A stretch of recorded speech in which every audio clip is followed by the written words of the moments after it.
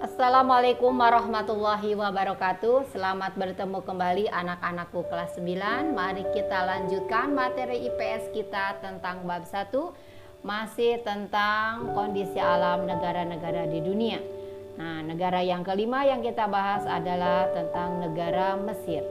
Semoga kalian ada dalam keadaan sehat walafiat, diberkahi dan diberi kemudahan. Pada pertemuan yang sudah lalu, kita sudah membahas tentang kondisi alam negara Australia. Seperti biasa, sebelum lanjut ke materi inti, kalian harus tahu tujuan pembelajaran agar kalian fokus pada materi pembelajaran. Adapun tujuan pembelajaran kita kali ini, yang pertama, kalian harus dapat menuliskan batas-batas negara Mesir. Yang kedua, menjelaskan iklim dan musim di negara Mesir. Kemudian yang ketiga, menguraikan manfaat dari terusan Suez. Yang keempat, menjelaskan bentuk muka bumi negara Mesir. Yang kelima, menyebutkan kelompok-kelompok penduduk Mesir. Kemudian yang terakhir, keenam, mengisi tabel seputar negara Mesir. Itu tujuan pembelajaran yang akan kita bahas. Mari kita masuk pada materi inti tentang keadaan negara Mesir. Nah, kondisi alam dan penduduk yang berbeda-beda mengakibatkan setiap negara memiliki karakteristik yang berbeda bagi setiap negara. Yang dimaksud dengan keadaan alam di sini, kita membahas tentang lokasi, iklim, bentuk muka bumi, geologi, flora dan fauna, termasuk keadaan penduduk. Mari kita masuk pada tujuan pembelajaran yang pertama. Kalian harus dapat menyebutkan batas-batas negara Mesir.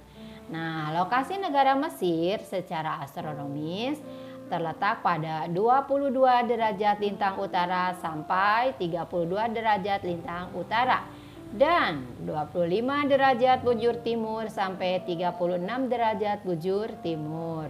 Lalu batas-batasnya, perhatikan. Secara geografis, sebelah utara Mesir berbatasan dengan Laut Mediterania. Kemudian selatan berbatasan dengan Sudan, sebelah barat berbatasan dengan Libya, dan sebelah timur berbatasan dengan Laut Merah. Nah, itu.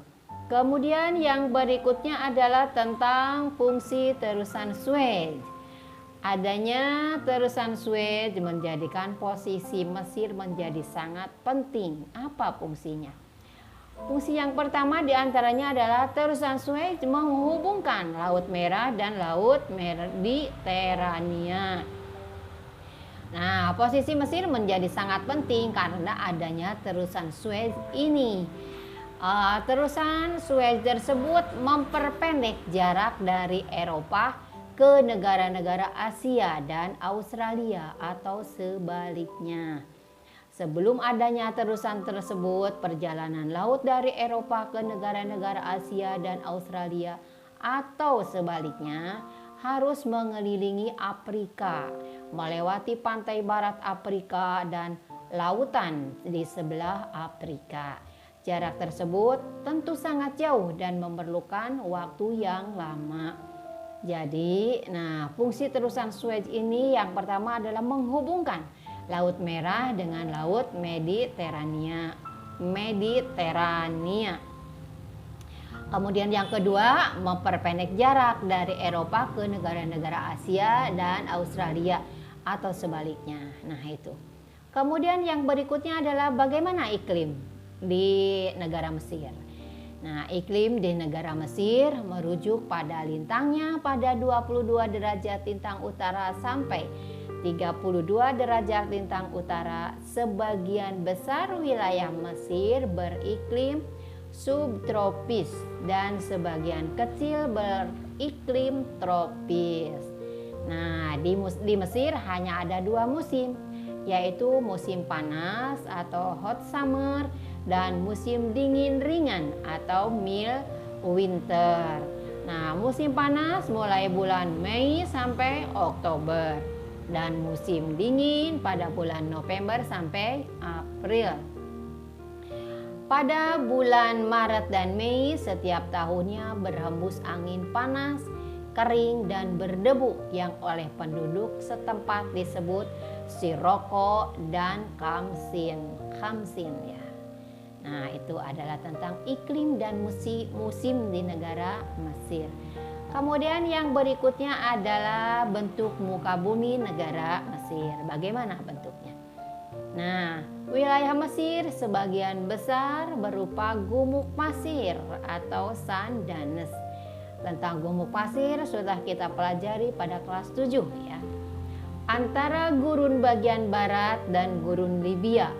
Nah, sehingga bentuk muka bumi lainnya yang terdapat di Mesir antara lain semenanjung Sinai, berbentuk semenanjung Sinai. Kemudian semenanjung Sinai ini terletak di sebelah timur terusan Suez, berbatasan dengan Israel, berupa dataran tinggi dan pegunungan. Nah, kemudian yang selanjutnya adalah Gurun Arabia, merupakan pegunungan yang kasar, sangat tandus dan bergelombang, terletak antara Sungai Nil dan pegunungan di tepi Laut Merah. Kemudian Gurun Libya, permukaan daratan namun letaknya lebih rendah dari permukaan laut atau depresi kontinental, terletak di sebelah barat Sungai Nil. Kemudian yang berikutnya adalah lembah Sungai Nil. Nah, berupa dataran yang sangat subur. Jadi bentuk permukaan bumi, muka bumi negara Mesir pertama berupa gumuk pasir, semenanjung Sinai, Gurun Arabia, Gurun Libya, dan lembah Sungai Nil. Lalu kondisi geologi negara Mesir. Mesir memiliki sumber daya alam minyak dan gas, biji besi, kemudian fosfat, mangan, lempung, gipsun, tak ya, kemudian asbes, timah, emas, dan zinc. Nah, kemudian yang berikutnya adalah tentang flora dan fauna. Jenis flora Mesir berupa pohon daerah kering tropis dan subtropis, seperti pohon lontar atau papirus, palma, kayu putih, akasia, dan cemara. Sedangkan jenis fauna di negara Mesir antara lain domba, onta, dan keledai, serta 300 spesies burung. Jenis kambing hutan dapat dijumpai di Sinai dan jenis reptil di lembah Sungai Nil. Nah, itu tentang flora dan fauna. Kita masuk pada kondisi penduduk negara Mesir. Menurut PDS tahun 2015, penduduk Mesir berjumlah 89,1 juta jiwa, di mana 43% penduduknya tinggal di perkotaan. Sedangkan 2/3 penduduk Mesir tinggal di delta dan lembah Sungai Nil sebagai petani. Nah, petani tradisional Mesir disebut pelahin. Nah, itu ya tentang kondisi penduduk Mesir. Yang kelima, kelompok-kelompok penduduk Mesir. Perhatikan, terdapat 3 kelompok penduduk di Mesir, yaitu orang Nabian berkulit hitam, orang Hamid berkulit putih, dan orang Arab.